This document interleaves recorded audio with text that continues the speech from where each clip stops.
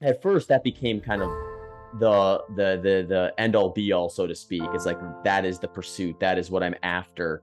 And thankfully I didn't break it really soon, because I think if I had, I'd maybe be a lot more like attached to that. Mm. It took me almost 6 years to eventually get to a point where in 2019 I broke the 100-mile world record at the time. And by the time I got there, though, I had learned throughout that process that really what was motivating me and what kept the whole process sustainable was enjoying the process itself, Right. and really discovering what it takes to push my body to its limit. Welcome to the podcast, Zach. Thanks for having me on. So, Zach, I've been listening to quite a few of your podcasts recently. They're absolutely exceptional. The value that you provide is absolutely phenomenal. And I was listening to one that you did with Chris Williamson, and something that you said was really, really interesting. You were kind of talking about this line with ultramarathon running between sort of the health benefits of running and then going into almost like this sense of masochism. And he brought up a really valid point in terms of like, well, you know, what is the sacrifice? Are you shortening your lifespan by putting your body under so much pressure with these ultra marathons that you do?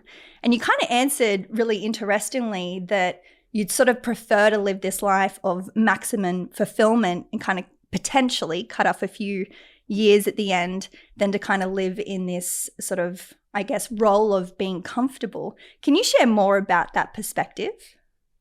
Yeah, that was a fun interview with Chris. He definitely Mm, dove into kind of the psychology and the thought process behind kind of the why and everything, which was yeah, interesting. And yeah.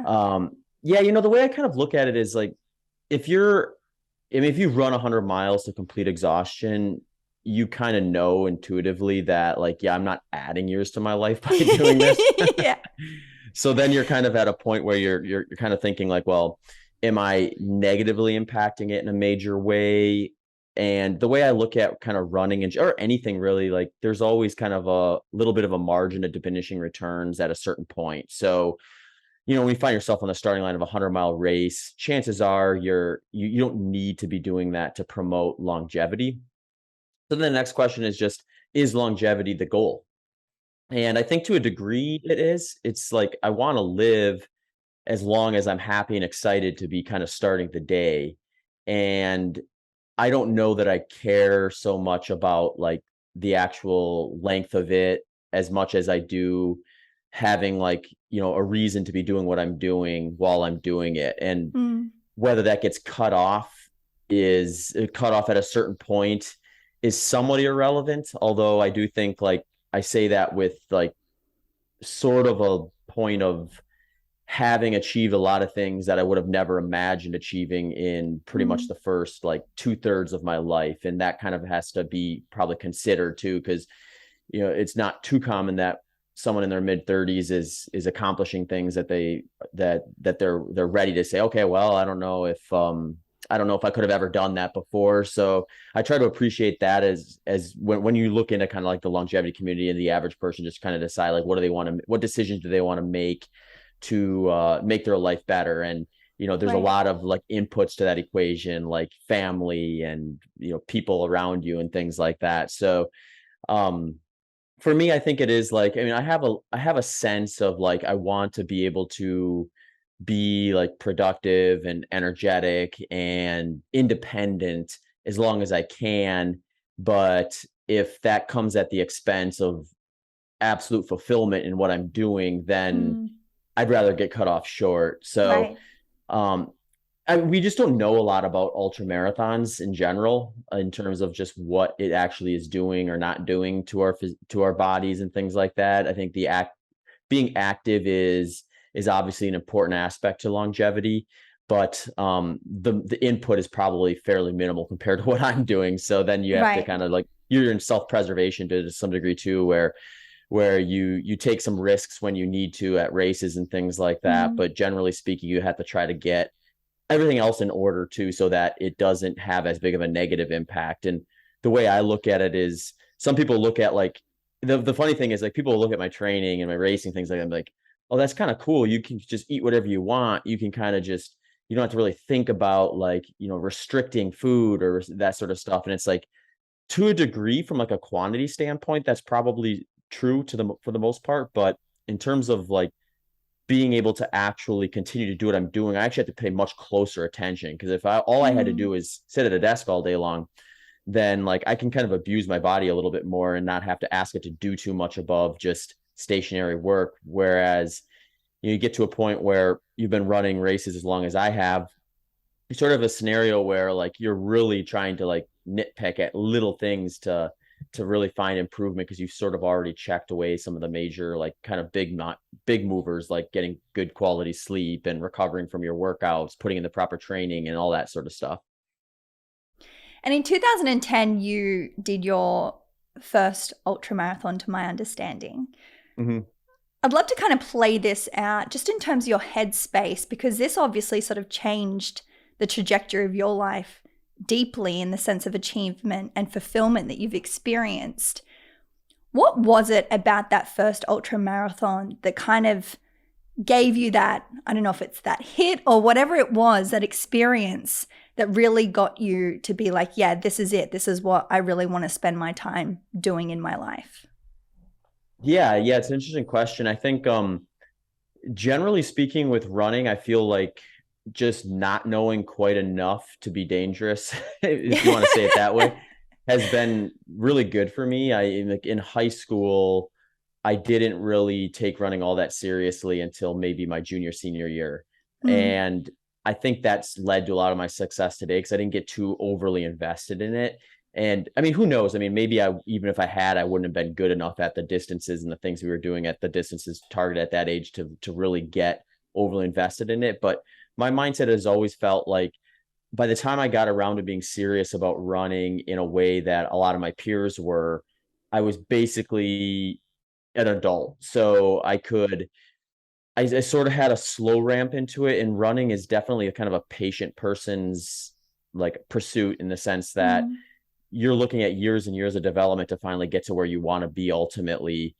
And my trajectory through it came with some success, enough success to be really interested in it, and enough like information being kind of fed to me at a gradual enough rate where I didn't have too much or so much that I got overly invested in it, but enough to stay interested, to the point to where when I got to like my college running experience, I wasn't good enough to think like, screw academics, I'm all in on running, or like dreams of being an Olympic athlete or something like mm, that at like the standard kind of Olympic distances, but enough where I knew it was something I wanted to do and I really wanted to challenge myself physically with that. So my thought line then was like, I'm going to have a career that sort of is interesting and engaging for me, that I can use to, you know, essentially take care of the financial side of life. But my hobby side of things is going to be invested heavily in running. And it wasn't until after that first race for sure, but that first race I did in 2012, 2010 was definitely kind of one of a race that stuck out my mind, in the sense that, rather than being like pretty good amongst the best, I won the race. So I was like, okay, well, this is better than finishing fourth place at like a mid-sized marathon or something like right. that. And to me, that was kind of like, okay, well, maybe there's more to explore within the world of running outside of like the limitations that I had put on myself prior, which was Mm, sort of like the marathon and below, was just basically what still most people probably consider like running events that someone could potentially be a professional at. The ultra marathon's grown a lot since I started, but at that time it was very much like that wasn't going to be a career. It was going to be something I challenged myself with. But it kind of continued to kind of keep that fire, I guess, ignited, to keep like deciding to like, I'm going to invest 15, 20 hours a week into preparing for these things, even if it means that is coming out of my personal time versus my professional time. Yeah. So I think like having that experience for my first one was probably very rewarding and important, in the sense that it kind of kept me on the trajectory that I was heading on to get to where I am today. I want to talk to you about success, because I have sort of heard you speak about that, obviously we're all aging. And as we age, I mean, ultra marathon's kind of interesting. There is kind of a bit of a later date until which you sort of start getting slower, which is really fun in ultra marathon running. Yeah. But I've heard you kind of say that when you do get to that point where, whether it be sort of, I assume in your later 40s, early 50s, that you may take up more strength training or something different. Is that sort of still where you see yourself heading? Is it more ultra marathon running is really this element of competition, and then you feel like you will do less of it sort of when it starts sort of, I guess you're going over the mountain, so to speak, and it begins being more about the experience? Yeah, it's interesting. I feel like this has been some of a paradigm shift for me personally throughout my life and career, where there were points in my life where it was like almost like a point of stress where you think about like, well, what am I going to do when I'm like 60, 65, 70, Yeah. 75? Like obviously I'm not going to be competitive at any running races at that point outside of like age group stuff. So it's like earlier on in my life, I would have been like, well, I'm going to be running in some capacity. So maybe that is chasing age group. Maybe that is just kind of doing it for the fun of it again, which I have a pretty good background in doing. So it's not something that's necessarily like fearful to me to be like non-competitive, but still participating in the sport. Uh, but I'm also very into just like activity and just kind of self challenge. So one thing I think that really shaped my current view is in 2013, I ran a race called the Desert Celsius Track Invitational. And that was kind of the race that more or less put me in a position to kind of start thinking about running as being a career option versus being a hobby. And when I ran that race and finished there, I broke an American record for 100 miles and a world record for 12 hours, distance run in 12 hours. And my next goal was like, well, I'm not that far away from the world record for 100 miles. Maybe that should be my next goal.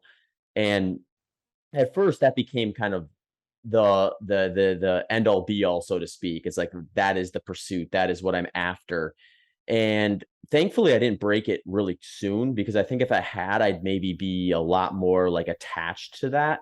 Mm. It took me almost 6 years to eventually get to a point where in 2019 I broke the 100-mile world record at the time.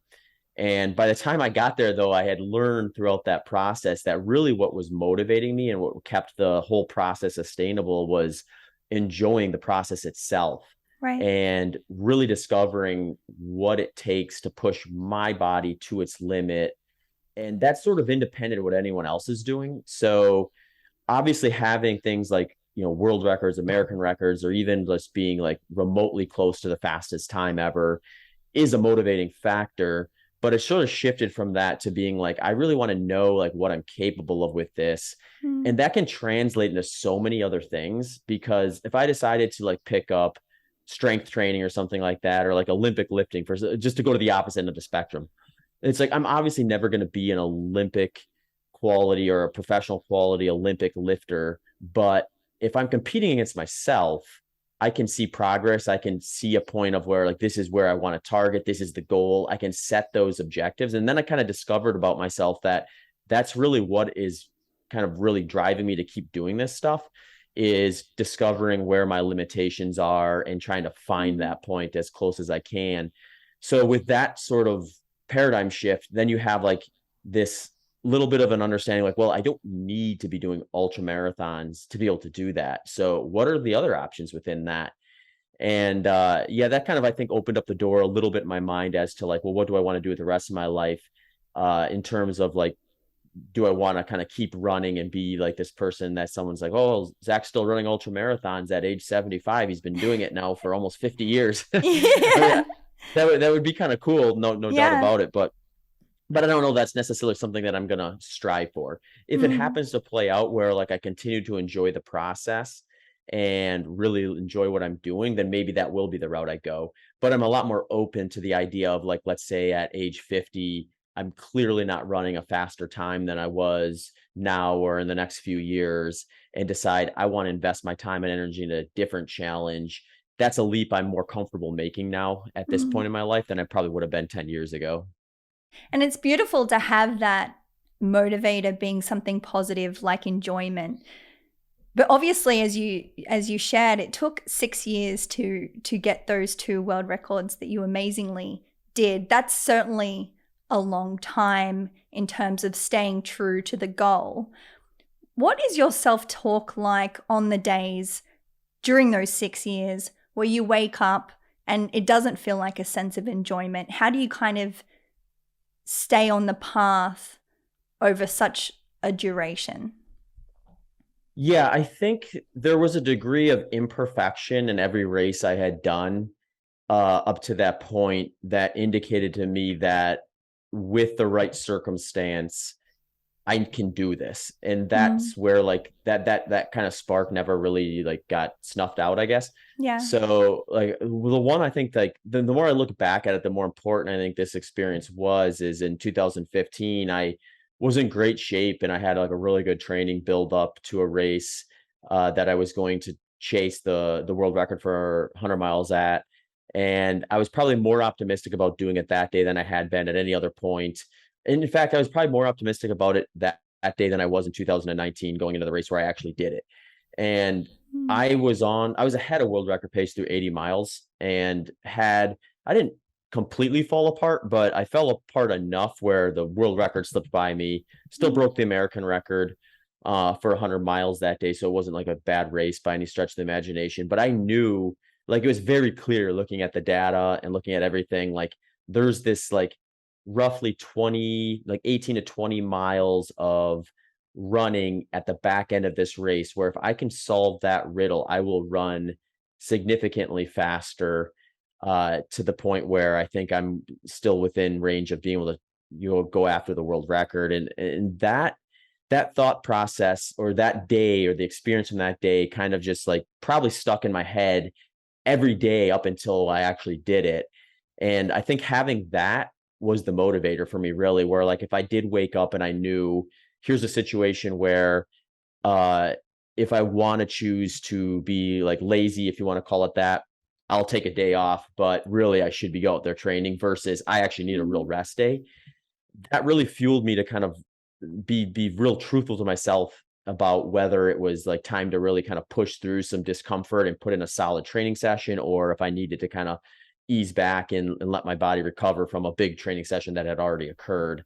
Mm. Which is kind of the give and take with running in general, is that like the stress point of the workout is going to be like one part of the process, but the recovery from it's what's actually going to make you stronger and faster. And having that knowledge was, I think, or that experience, I should say, it was probably what kind of kept me that motivated to kind of stay the course, so to speak. What is your thought process sort of in those situations? Like say you go into a race on the track and you have these set goals to meet and for some reason you're not meeting them. Do you do you keep yourself in the race no matter what to finish, or would you stop yourself sort of just for the benefits of obviously not pushing your body as much as it's sort of required because you are not sort of meeting those set goals that you had in place? Yeah. So in ultra running, they call that death before DNF or do not Mm. finish. So, and there's definitely like a community of ultra runners who are kind of along that lines. And Yeah. I'm definitely not a death before DNF type of person with my racing career. And some of that I think is just like you kind of said, there's this self-preservation part when it's your Yeah. career.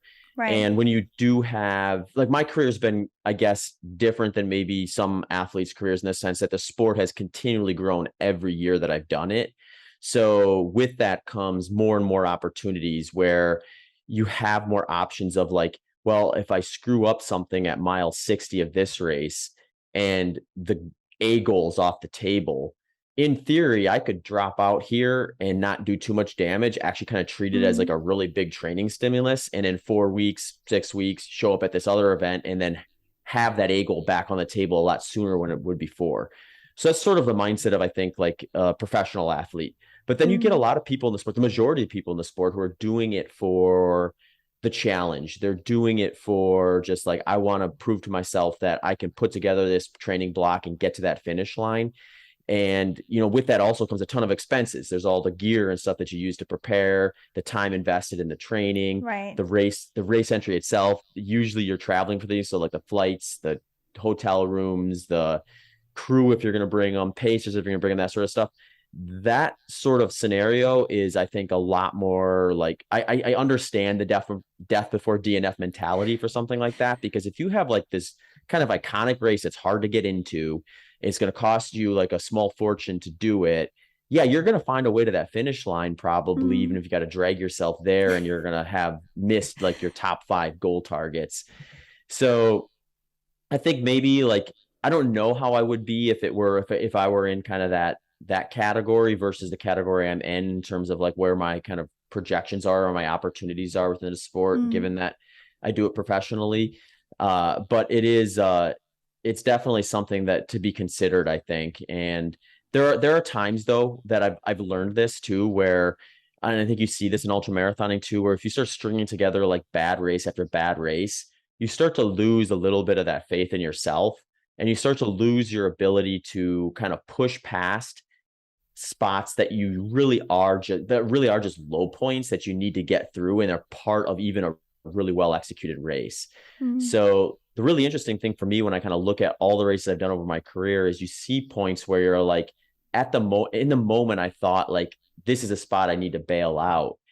And in reality, maybe it was just a low point. And had I just stayed a little more mentally strong for, say, 10, 15 more minutes, I might have had one of my better races in my career. So you start to learn you learn more and more about yourself and where those points actually Mm. are and what you need to kind of do and what opportunities you need to give yourself. But at the same point, you are balancing out, I need to run some quality races at a certain point in order to make this whole situation kind of keep moving in the right direction. And recently, I watched an event online where Killian sort of got pipped on the line. Essentially, sort of Killian was coming in and he was sort of, high-fiving the crowd and everyone was celebrating. And because he kind of slowed down to do that, a man kind of passed him, like Oh, literally on the line. And it was quite fascinating because the reason why I heard about it was because it seemed quite controversial in the sense that people seem to have differing opinions on what to do in a circumstance like that, whether it be, do you let the person in front of you do that, or does the race not sort of end till you're across the line? What's your personal opinion on something like that?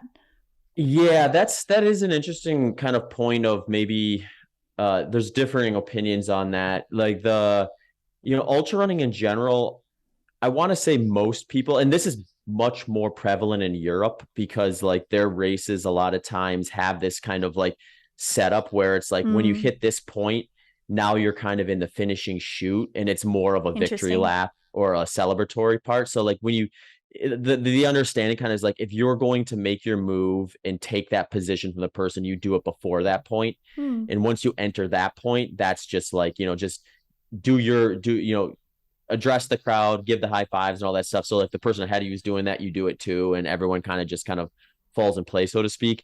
But there are people who are just like, hey, that's the finish line, and I'm not slowing right. down until I get there. And I mean, there's a similar situation to that years ago where two of the American runners, I think it was Dakota Jones and Zach Miller, were in a similar situation. And there's like the only reason I remember this is there's this hilarious picture of like Dakota Jones looking like a deer in the headlights as Oh Zach Miller was just like charging behind him. And he no. was thinking, at that point, I think Dakota had run quite a few European races. So he kind of knew the protocol. And Zach Yeah, was kind of just right. like, I mean, Zach's always been like this. He's always like, you know, gas pedal down all the way. And, I'll let off that when I cross that finish line, regardless of whether I'm like stumbling across or flying across. And uh Dakota saw it and sped up and ended up finishing the way it was quote unquote intended. But it just kind of gives you that mindset of like, there's people have different ideas of Yeah. what it is. And like, if you're going to put a finish line there, I mean, my personal opinion is like, I'm fine participating in that sort of an environment. Like if that's kind of the idea, I'm not going to like, be too upset about it or anything like that. But, generally speaking, like if you're going to put a finish line down, they do have the right and the opportunity to go for it if they want to. So I'm not going to, you know, dig into that person either in that scenario. So it is kind of funny. I hadn't realized that. I knew that Killian had a was like, I think he was fifth at that race a couple Mm. days ago. And for him, obviously Killian's used to winning everything he does. Granted, that's a really short race for him, but um, yeah, I think maybe just a little bit of a rough day. I mean, to his credit, he just recently, within like the last 4 or 5 weeks, won like this 100-mile race out here in the US called the Hard Rock 100 through the San Juans, where you do just an insane amount of climbing and descending, and like record pace is just under 20 hours to finish it. So Wow. my guess is he didn't have a lot of pop in his legs for I think what Yeah. is Sarah's and all is like a 27K or something like that. So he probably was feeling hard rock a little bit on top of it too. And yeah, and then the pip at the end, he's he kind of like, he was quite shocked in that moment. You could see he kind of like realized what was happening and it was too late. It's too late to do anything The about it. poor Yeah, it takes guy. time to get up to speed. Yeah. I think we all learned some lessons from that. So in terms of growth mindset, Zach, like obviously you're very passionate about growing and expanding. That's sort of, I assume, a big part of what's fueled you to be so successful in what you do. But how does that kind of play out to, in ultra marathon running? I feel like you either go further or you go faster. Are you sort of the guy that's just continually going to keep focusing on going faster?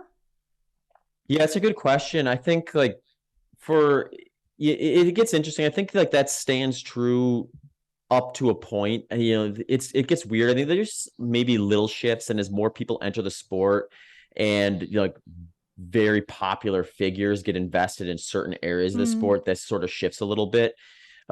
In the US, since like I've been in ultra running, the 100-mile distance has just kind of been this one that it was like this, it's like the one that everyone aspires to do well at. And for me, I think that maybe that's part of just like my generation of ultra running that will continue to kind of like have that mindset.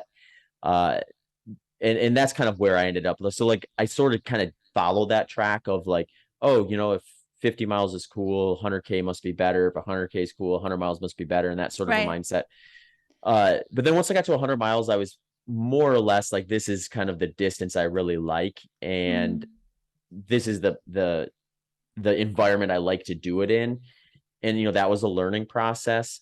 But there is a lot of excitement in the other distances. One that I've yet to do even remotely good at, that is very interesting to me, is the 24-hour event, which is just how far you can get in 24 hours. And for someone in my position where I've run under 12 hours a few times for 100 miles, you can get pretty far in 24 hours in that scenario. So it's like a Yeah. different event at that point.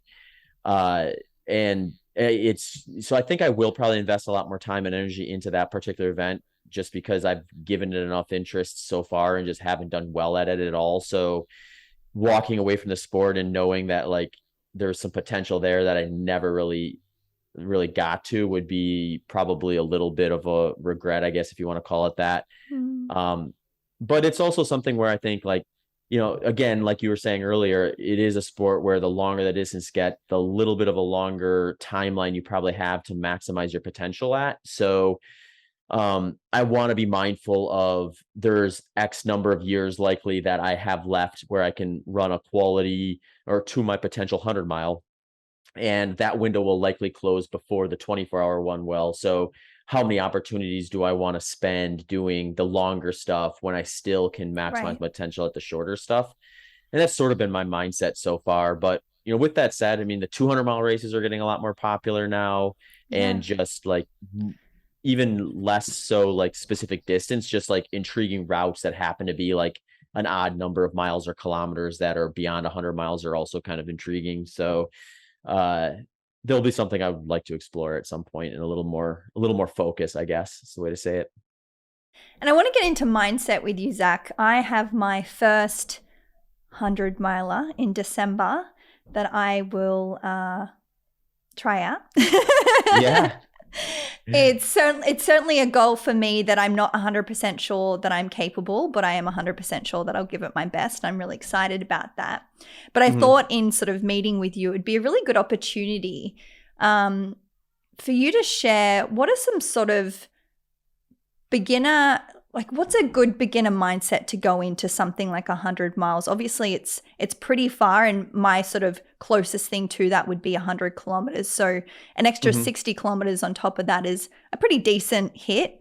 And it will particularly be in the mountains as well. But yeah, I know that you use a lot of visualization. I would sort of just love to play into what's helped you, how to overcome self-doubt, just anything that sort of springs to mind that you think that would be helpful for someone that's sort of going into that for the first time.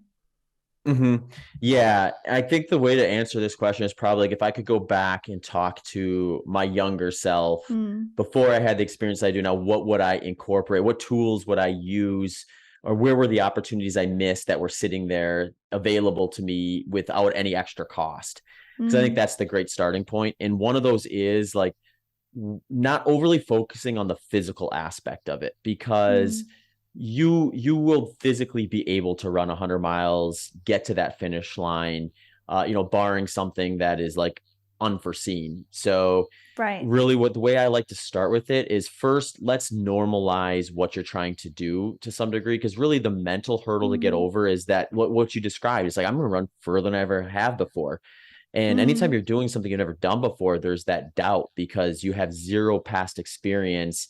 You get to those points in the race where you've never been there before, and it's just easier to doubt yourself because you don't know for sure that you can do it. And what I like to look at is just from a physiological standpoint, you will be able to get to 100 miles, and the amount of time you spend doing that in the 20 weeks, 24 weeks, whatever happens to be that you first decide I'm going to do this race, I'm going to start preparing for it, is going to be way, way bigger than the amount of time you spend out doing the actual race itself. mm, So if you think of it like that, where it's like, if you were to try to wrap your head around the entire training approach that is going to get you to the starting line in one thought process, it would be overwhelming and unsustainable for you to really do. mm, So you take it a day at a time or a week at a time, and you find these little chunks that you're kind of focusing on. And those all add up to getting you ready for the race itself. And the race itself is the same thing. It's just kind of congested into a much tighter time window, but you kind of want to use the same mindset. Like, you don't want to be thinking when you're standing on that starting line, I'm running 100 miles today, and then when you get to mile 1, okay, 99 to go, mile 2, 98 to go, like that's going to be self-defeating to a degree, because eventually you're going to yeah. get to a point where you're not feeling great, and you Mm, have to just kind of persevere.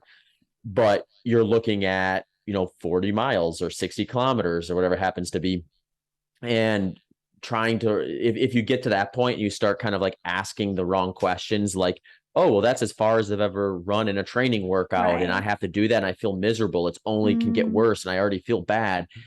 You kind of have to get, and you probably experience some of this with the 100K too, where there are these points where you feel like really rough, and your mind kind of goes to this linear mindset of, if it's bad now, it can only get worse, it's already mm. intolerable, I can't imagine sustaining hours more of worse discomfort than this. I think that's what causes most people to drop out when it's not some sort of Mm, physical thing like a rolled ankle, or puking your guts out because your nutrition backfired on you or something like that. So like, you have to really understand that, like, just like in your training, you might have like a really bad workout and then 2 days later just absolutely nail a workout, or the yeah. opposite way. Same thing with the race. Like at mile 60, you might feel miserable, but at mile 68, you might feel better than you did all day long. Mm, So knowing that and trusting that that is the case will really help you pull yourself out of those lows that would normally sideline someone or get them to pull out, and instead decide, all right, I just have to kind of minimize my current goals and just get to, like, you can shorten your goal as little as you want. It can be like, I just need to get to that next tree. And then when I right. get there, I'll decide what I want to do next. And when you're feeling good, you might stretch that out to like, oh, I'm just going to get to the next aid station. But either way, you're kind of like biting off manageable chunks based Mm, on where you are in the moment. And then if you just kind of stay consistent with that, ultimately it's not that long amount of time that you're out there comparatively to what you did to prepare for it. So if you keep reminding yourself of that, you start thinking in more of a like an opportunity cost of, I already put in, like, I'm already 99% of the way there when I'm standing on the starting line. So why would I stop now when I have that last part to kind of finalize? so it feels like you're very strategic and logical in your headspace. Is there any element of like personal self-talk in terms of like, I have heard you speak about this and I certainly resonate. It's like you kind of know your why, but when you're out there, you kind of need layers of that Mhm. because the first why you can only sort of self-talk for so many hours before that kind of like gets thrown over the shoulder. Yeah. Um, what do you sort of like recommend in relation to that sort of fuel of motivation? Yeah, I think really what really works well, I think, is making that kind of happen default where you start gravitating towards the positivity or that you can do it. And where Mm. I think I missed a lot of opportunities earlier in my running career that if I could go back and redo now, I'd pay more attention to would be like just little signs of being able to practice that and ingrain that during your training. So take example, like let's say you're doing like these hill repeats that take you 2 minutes to finish, and you're going to do 8 of them. And you get to like the third one and you start kind of second guessing yourself. You're like, you know what? I'm already feeling kind of rough after three. Maybe these next five is not smart. Maybe I should stop at 5 or 6. Mm. That is an opportunity to refocus and just start to kind of like retract your how far you're envisioning what you're trying to do that day, and just be like, okay, well, I'm done with 3. Let's just finish 4. We'll worry about 5 after that. Mm. And again, just keep this It's little really piece that of comfort. chunking, isn't it? Yeah, it is. And then you can Yeah. even give yourself a little bit of grace and just say, hey, you know what? I'm going to do 4. And if 4's absolutely terrible and I can't wrap my head around 5, then I'll stop at 4. You usually finish 4 and then think like, well, I can wrap my head around 5. And then you do 5. Well, I can wrap my head around 6. And then before you Mm. know it, you're 1 or 2 away from finishing. And at that point, you're going to finish. And it really is the same way. And I do think like if you give yourself the opportunity to acknowledge that and really actually like process that thought line in the workouts that you have available to you on almost a weekly basis, when you do get to a race itself, rather than getting to that point and thinking super negatively and having all these negative self doubts creep into your head, you start kind of thinking more along that same line of like, well, I've done this dozens of times already where I had this point where I felt like I couldn't do it. And then every time I did it. And Right. I The just think follow through. that's, yeah, it cuts a grain in your mental path Mm. that really I think is useful in these races that are kind of long like that. And how do you utilize visualization in your training to help with sort of the day of performance?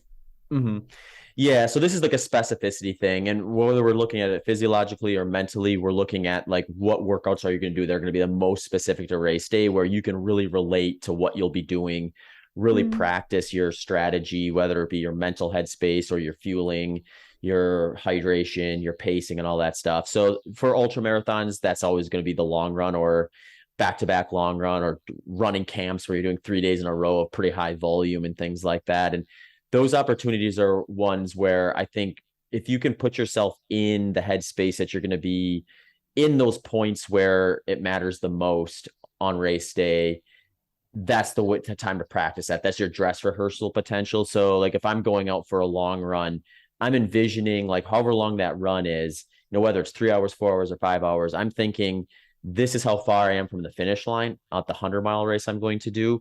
And I'm just going to pretend that I'm going through those paces and visualize what it is, like where I would be, how I want to behave, how I want to think, and what I want to pull on for motivation, and just take inventory of all that stuff, because all that stuff is going to be useful on race day.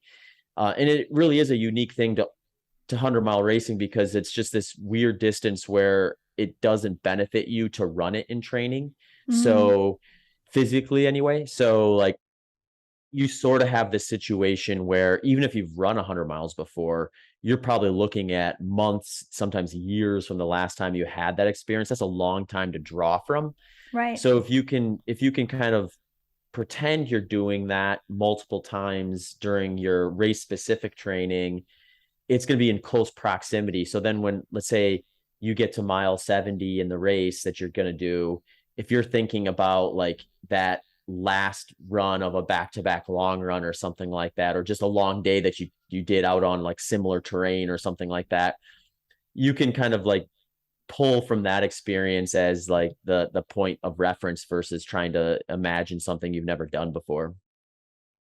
And in terms of pacing, because this is sort of something that I'm certainly trying to figure out at the moment, is with the sort of 100 milers that you've done, do you keep with the same pacing strategy for each one?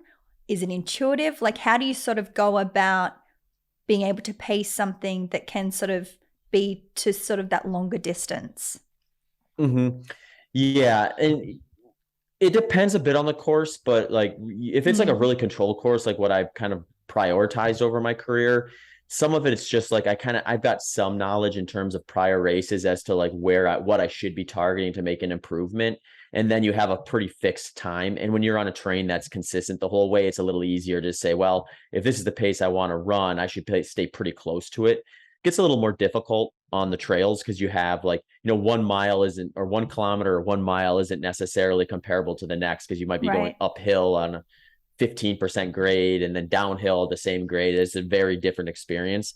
So their effort becomes a little more important. But either way, what I usually like to do is when you do get those kind of race specific training opportunities, just pay attention to kind of like how you're feeling on those. And I really like having like a few long runs where you're going to go out on kind of tired legs so that you're sort of in a Mm, physiological space that you'd be similar to deep into a 100-mile race.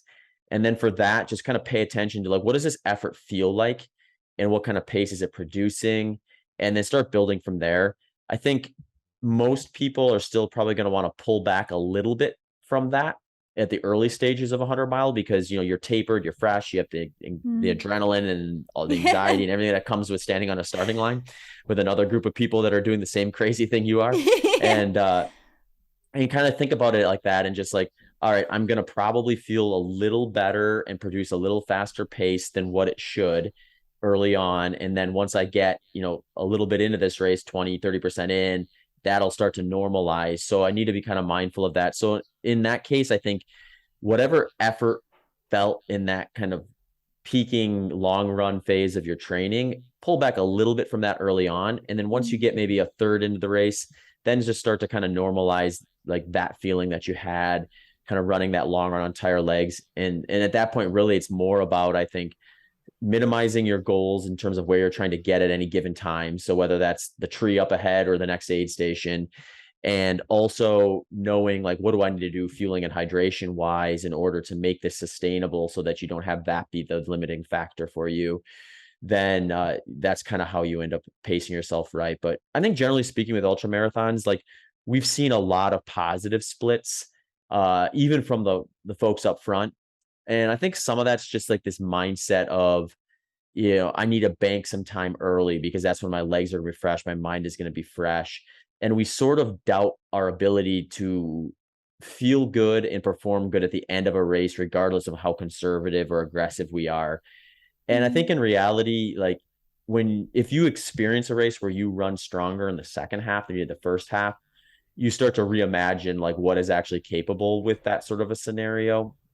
And I do think like most ultra runners could benefit from starting out a little slower, and that would likely save them more time at the end than they spent going slow in the beginning. And I've heard you sort of describe an ultra marathon as sort of providing this opportunity of experiencing a spectrum of emotion, which I think anyone that's done an ultra marathon can certainly relate to that roller coaster. What do you feel like has been the most valuable sort of element of experiencing that through an ultra marathon? Yeah, I mean it's kind of goofy because I even on like a normal day, it's pretty rare you experience the number of emotions that you can during a hundred Yeah. mile race. Like you can be like feel the best you've ever, you feel like it could feel like the best day of your life one moment, it can feel like the worst day of your life like Yeah. within minutes of that, and vice Yeah. versa. So you kind of walk away from that experience, I think, feeling like you had the experiences that would take weeks, months, of years in some Mm, cases, all bundled up into this really tight time frame. And I think that kind of really teaches you a lot about not just like what you're capable of doing, but also just the range of emotions that make being like make the engaging with the world what it is, where like there's so much unpredictables that you can't control.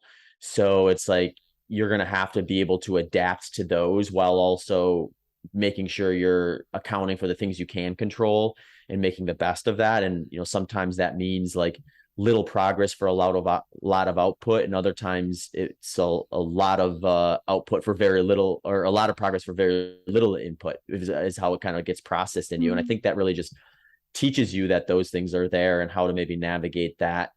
And that can be used in your next running race, or it can be just used in life in general. Some days I'll sit down to work on stuff that I want to get done, and I feel like I worked twice as hard as I normally would and only got like minimal amount of what I was intending to accomplish. And other days I feel like I barely put in any time, but for whatever reason, things were clicking just right. And I got done like 2-3 times as much as I would have thought. And it's sort of the same. So you sort of have to like kind of acknowledge that those things all will average out to be the totality of what you're able to do, and sort of have both that short-term focus, but also that idea of what the long term is as well. And I'm sure you've learned many lessons about yourself over the years. What is one that you can kind of reflect on currently that you're really grateful for? Yeah, it's a good question. I think if I had to pick one, I would say just I think my if maybe this is maybe like not exactly what you're asking, but like my college running experience really stands out to me because I didn't I didn't really like ever achieve what would be considered like, a really good performance at that point in time. But it taught me to be patient, and it taught me to really enjoy what I was doing and not Mm, really care so much about winning or being the best in the room, so to speak. But before that, I think it was probably there's a lot of just like, how do I find what I'm not only what I'm best at, but what I can beat other people at. mm, And you can use that stuff for motivation, I think. And some people do a very good job of using that as motivation, but I don't know that I'm necessarily the personality that would be very good with that sort of a mentality. So for me, I think it was learning that like this isn't any one thing. And really, if you're just patient, you stay consistent with something, then you're gonna reach spots you would have never imagined, almost regardless of what it is.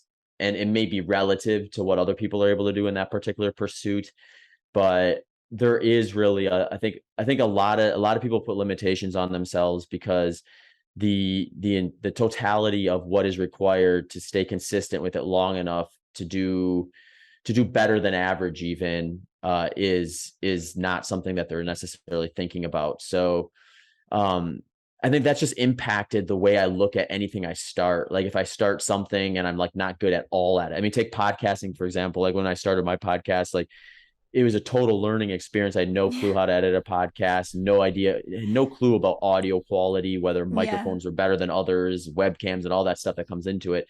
And it's like yeah, some of the early shows have like really poor audio quality, and there's definitely a learning curve there. But then when you look back at it from all the episodes and where you got to where you were in the beginning, it's just like, wow, I came all that way and I learned yeah, all that stuff. I have these skills and things that translate into other things too. Like you start to realize like, oh, I know how to like edit a video now. So like what else can I use video editing stuff for right. that I don't have to necessarily outsource to, and things like that. So just the number of like, I think that experience was maybe the first one that I really had where it was like very clear to me when I look back at it that that was something that impacted the way I maybe view any pursuit I do in life at Mm. this point. Yeah, I always feel like that's one of the most beautiful takeaways that I hear in common with people is through ultra marathon running and the spectrum of experience that it provides, being able to bring that back into your everyday life is really what's so sort of transformational about it. Mm-hmm. Yeah, and I think to a big degree too. I mean, I think about this sometimes too. You just think of just like what it would be like to live a couple hundred years ago, and Mm, there's like this idea of just like it's so different, right? That you can hardly wrap your head around like just the protocol to like exist in a time frame like that. And there's super hard things today, just like there was back then, and there are things that were like out of sight, out of mind back then that are very prevalent and important today that we spend a lot of time mm, and energy trying to like dissect and figure out.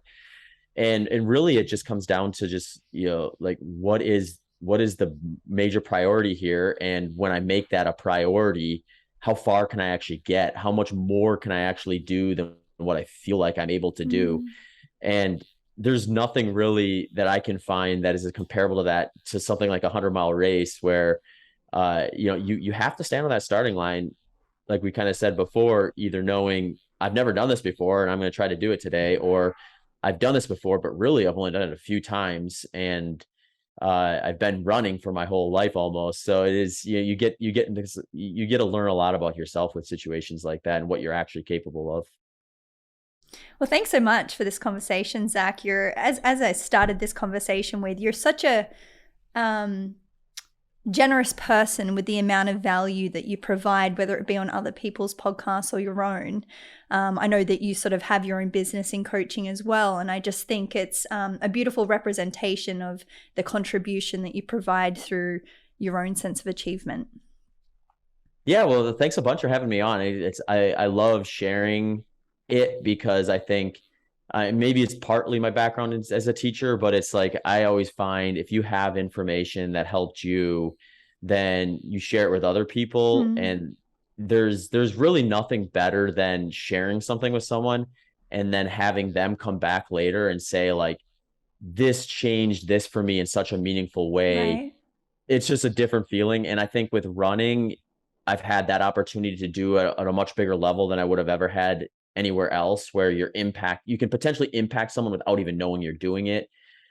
Sometimes you know you're doing it, or you assume you're trying to do it anyway, and then you get that piece of feedback. But it's very much worth it. So I love going on the other podcasts and my own podcast and coaching and all that stuff, because it does feel like you're kind of part of a community, all helping each other versus this kind of more narrow, like individual goal.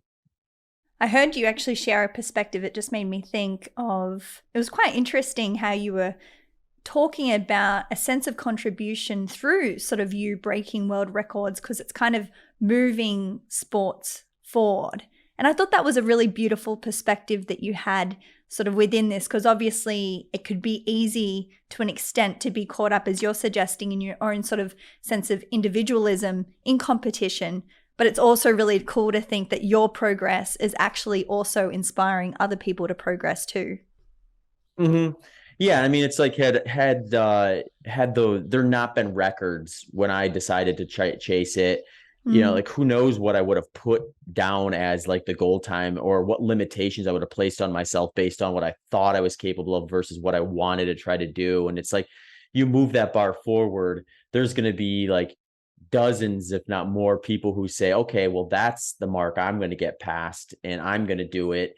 And then you're kind of a piece of this like grander exploration of, you kind of move away from how fast can I run 100 miles to how fast can a human run 100 miles. yeah. And just to be able to play a part in that exploration, I think is a cool experience, and probably one of the more meaningful experiences that I've been able to have with that. Yeah, absolutely.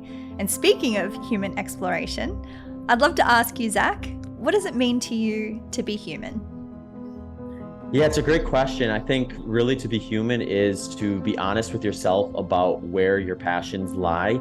And once you identify that, be very comfortable and open to failure, because that's where you're going to learn your lessons. When you fail, that is life kind of saying, this is where you went wrong in a lot clearer way. Like when I have a really good race, it's a lot harder to reflect on, because if I can't find points to improve upon or points that went wrong, I have a lot less opportunity to think of like, where do I go now? Mm, So really embracing kind of those spots that maybe in the moment feel like this wasn't the way I wanted to go. If I would have just done that differently, this would have been, and start fixating on that in a negative way versus, all right, I've got some progress to be made. Here are the things I want to do to try to clear that up. It becomes a lot more, I think, of an authentic human approach, because mm. ultimately human progression has been laid out with like tons of failure, and then like, real impactful success points that have come from learning from those failures.